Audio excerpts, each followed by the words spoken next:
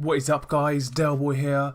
So Errol Spence Jr. is fighting this weekend, and he is going to be fighting his IBF mandatory challenger, Carlos Ocampo. I never even realised this fight was this weekend, to be completely honest with you. I just had a look through the BoxRec schedule, and I saw it on there. But I'm looking forward to watching Errol Spence fight again. He is my favourite welterweight currently in boxing, and I also think he's the guy to beat at welterweight. He's coming off two really impressive performances. He went to Sheffield May of last year and beat Kell Brook to win the IBF title. He then made his first defence of his IBF title by comprehensively beating up and stopping Lamont Peterson. And I felt Errol Spence looked good in both of those fights. And now he's taking on his mandatory challenger, Carlos Ocampo. Now, Carlos Ocampo, he's quite unknown. You know, nobody's really seen him fight. He's not fought in the United States before. So this guy is a completely unheralded guy. And I'm not quite sure how he is the mandatory challenger, to be completely honest with you. He's never fought an eliminator. He's never fought for an IBF trinket, you know, like an IBF international title. He's never fought for those belts.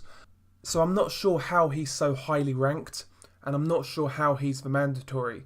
I know a couple of guys have refused to fight Errol Spence. I believe actually Konstantin Panamorev was supposed to be the mandatory originally, but he never really wanted to fight Errol Spence and he kind of withdrew.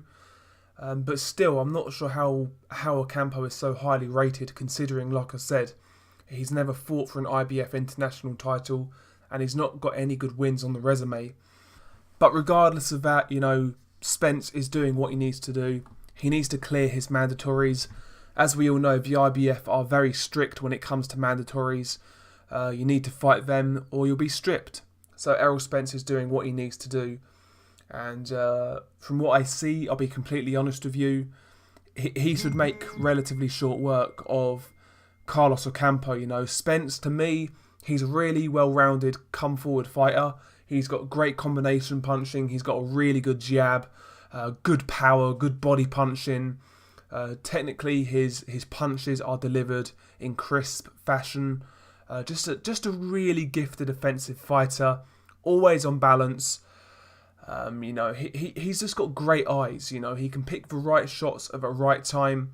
He's got a really good skill of counterpunching on the front foot, which is a really hard skill.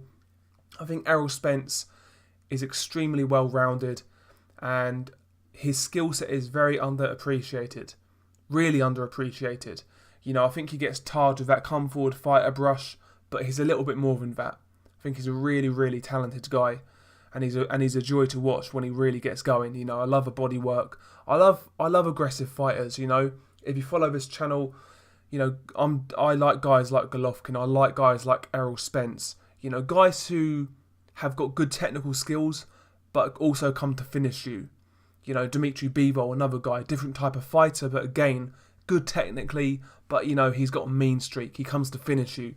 Beterbiev, Gervonta Davis, you know, these are the type of guys I really like as fighters. You know, guys who have got good skills but can punch, and guys who are offensive. You know, these are my type of fighters, and Errol Spence fits into that bracket. But yeah, from what I've seen, Errol Spence should have way too much for Carlos Ocampo. I have had a little look at Ocampo.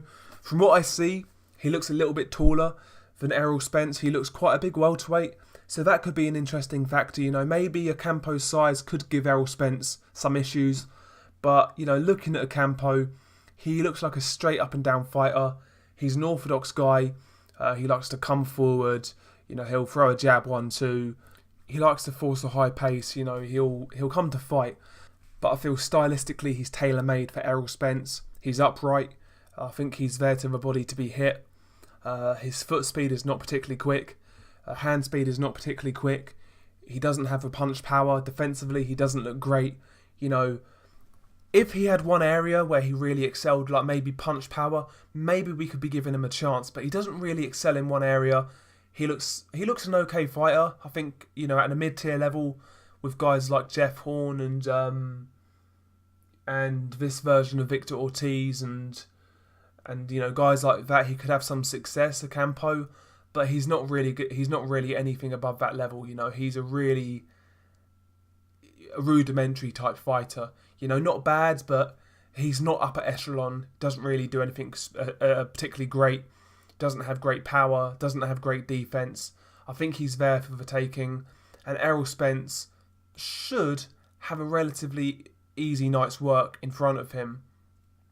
Maybe Ocampo has unreal durability. Maybe he can take Errol Spence some rounds. Like I said, Ocampo's a big guy, and I'm sure he's game. But defensively he's open, especially to the body. And if Ocampo has a great chin, you know, Errol Spence is probably just going to take him out to the body anyway. So, listen, man, Ocampo is there to be had. You know, I'm sure he'll give it a go. But I really don't expect to see him give Errol Spence any type of problem. And I think this will act as a type of showcase fight for Errol Spence Jr. What do you guys think of this fight? Am I underrating Carlos Ocampo? He's actually talking a good game. He sounds confident, which is a positive sign. But we'll see. I've got Errol Spence by a mid-round stoppage. I think the body attack is going to be too much, and the variety of shots from Errol Spence is going to be too much. I've got Errol Spence by a mid-round stoppage. What do you guys think? Peace.